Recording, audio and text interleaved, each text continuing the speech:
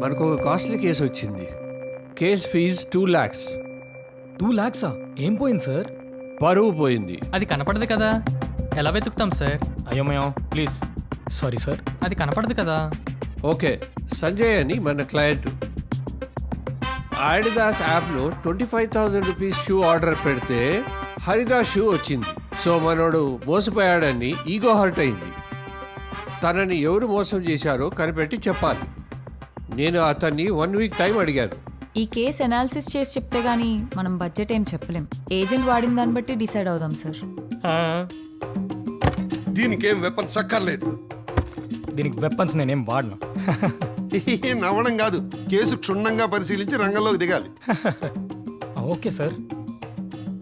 Any questions?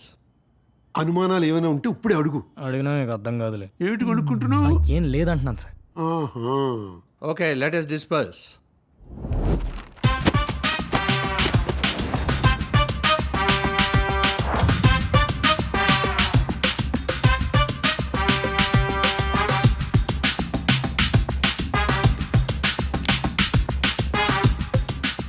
So ఇది case.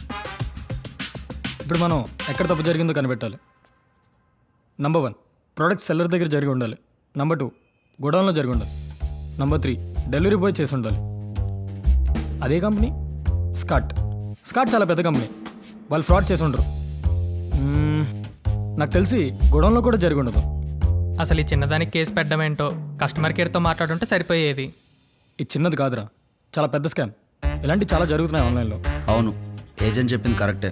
ఈ మధ్య ఆన్లైన్లో చాలా స్కామ్స్ జరుగుతున్నాయి.